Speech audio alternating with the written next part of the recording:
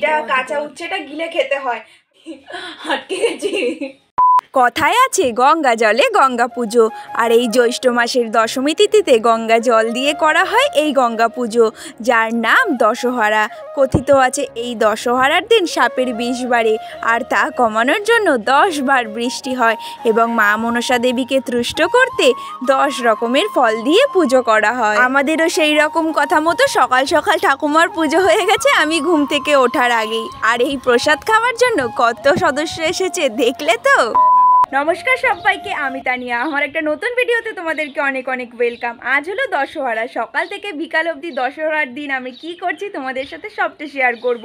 আমি সকালবেলা ছাদে এসেছি ইন্ট্রোটা দিতে, আর ছাদে ইন্ট্রোটা দিলে বেশ একটু দেখতে ভালো লাগে। চারিদিকে দেখো ব্যাকগ্রাউন্ডটা এত সুন্দর, তো দেখতে ভালো লাগে, ওই কারণে রোদের মধ্যে দাঁড়িয়ে ইন্ট্রোটা দিচ্ছি।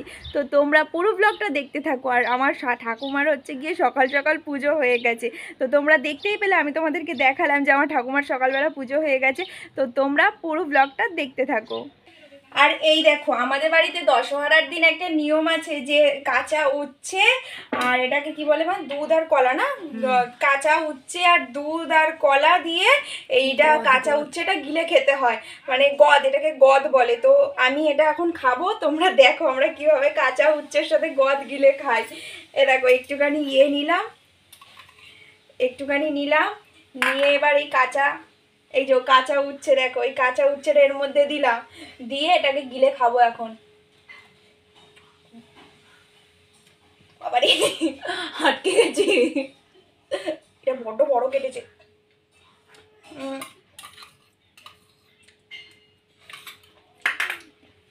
আর এখানে ঠাকুমার পুজো হয়ে গেছে, বললাম না, ঠাকুমা এখানে প্রসাদ দিয়েছে। কি করছিস? হ্যাঁ, কি করছিস? আর এই দেখো না, বোন কাচের বোতলটাকে নিয়ে বসেছে রং করার জন্য। আদেও কিছু করতে পারবে না, শুধু রঙগুলোকেই নষ্ট করবে। আমি বলছি বলে আবার বিরক্ত হচ্ছে। গদ খেয়ে আমি এখন যাচ্ছি টিউশন পড়াতে। আর আজকে যেহেতু আমাদের ভাত খেতে নেই, তাই মা টাকা দিয়ে দিয়েছে চিড়ে আর দই আনার জন্য। দেখি তাহলে অল্প করে একটু চিড়ে আর টক দই নিয়ে চলে আসবো। কথা বলতে বলতে চলে এসেছি পড়াতেও। তাহলে চলো আমি ঝটপট করে ওকে পড়িয়ে নিই। আমি একটু বেরিয়েছিলাম মুদিখানার বাজার করতে, তো মুদিখানার বাজার করতে এসেছিলাম আর হাতে করে একেবারে নাইটি নিয়ে এসেছিলাম। মুদিখানার দোকান, আর আমার মাসির বাড়ি একদমই নিচে মুদিখানার দোকান আর উপরে হচ্ছে আমার মাসির বাড়ি। তো তাই জন্য একেবারে হাতে করে নাইটি নিয়ে চলে এসেছি। আমাদের বাড়িতে হচ্ছে প্রচণ্ড জলের সমস্যা, আর মাথায় শ্যাম্পু করব। কালকের ব্লগে তোমাদেরকে বললাম না যে মাথায় শ্যাম্পু করব, কালকে হচ্ছে শ্যাম্পু করাই হয়ে ওঠেনি। তো আজকে আমি একেবারে জামা নিয়ে চলে এসেছি স্নান করতে মাসির বাড়ি। তো মাসির বাড়ি স্নান করতে স্নান হয়ে গেছে, মাথায় শ্যাম্পু দিয়ে নিয়েছি, স্নান হয়ে গেছে। মাসির বাড়িতে গেলে না এত ভালো স্নানটা করা যায়, ওই জন্য মাসির বাড়ি খুব ভালো লাগে স্নান করতে। তো চলো দেখি মাসি এখন কি করছে। দাঁড়াও একটা সেকেন্ড। ও মাসি কি করছো? মাসি এখন রান্না করছে। আমার মাসিকে তোমরা সব সময় দেখতেই পারবে যে কোমরে কাপড় গুজে থাকে, এইটাই হচ্ছে আমার মাসির কাজ। এই যে আমার মাসির বাড়ি অনেকবারই দেখেছে তোমরা। চলো আমার ভাইয়ের ঘরটা একবার তোমাদেরকে দেখিয়ে নিই, একটা জিনিস হয়েছে। দাঁড়াও এক সেকেন্ড। দেখো কি সুন্দর আমার ভাই এটা এঁকেছে। কে এঁকেছে? তোর বন্ধু। তুই কি খাচ্ছিস এখন? সকাল কটা বাজে দেখো, সকাল 12টা বাজে। 12টার সময় ও নাকি এখন টিফিন করছে। ওর ব্রেকফাস্ট খাচ্ছে। ব্রেকফাস্ট কি খাচ্ছে? ব্রেকফাস্টে পরোটা আর ট্যালট্যালে ঘুগনি, দোকান থেকে কেনা। ঘরের ট্যালট্যালেই যথেষ্ট ট্যালট্যালে।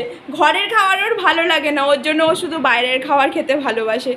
তো যাই হোক, মাসি বাড়ি এসছি, মাসির বাড়ি স্নান হয়ে গেছে। মাসি বললো একটু পুজোটা দিয়ে দিতে। তো দেখা হচ্ছে তোমাদের সাথে পুজো দিতে দিতে। চলো।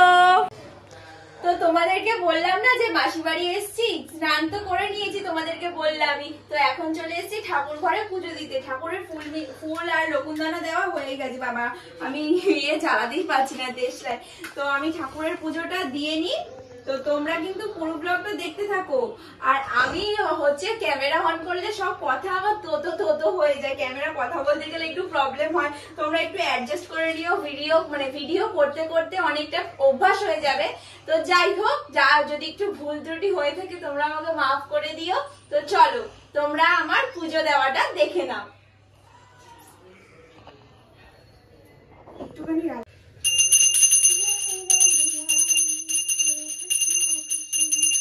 মাসির বাড়ি থেকে চলে এসেছি বাড়িতে, আর আজকে তো আমাদের ভাত খেতে নেই, তখনই বললাম, তাই দোকান থেকে চিড়ে কিনে নিয়ে এসেছিলাম, মাকে দিয়ে দিয়েছি, মা চিড়েটা ভিজিয়ে রেখেছে। আর চিড়েটা দোকানের এতটাই ভালো, ভেজাতে না ভেজাতেই পুরো একদম নরম হয়ে গেছে। তাহলে চলো চিড়েটা মাখিয়ে খেয়ে নিই। আর আজকের হচ্ছে দুপুরের খাবারে আছে টক দই, চিড়ে আর আম। আমাদের বাড়ি উপোস হলে তো আমরা হয় কোনো সময় ডালিয়া করে খাই আর নয়তো সুজি করে খাই, কিন্তু আজকে হচ্ছে মা বলছে গরমে আর কিছু করতে ভালো লাগছে না, তাই টক দই আর চিড়েই খেয়ে নিচ্ছি। তোমাদের বাড়ি উপোস হলে তোমরা কে কী দুপুরবেলা খাও অবশ্যই কমেন্ট করে জানাতে ভুলো না।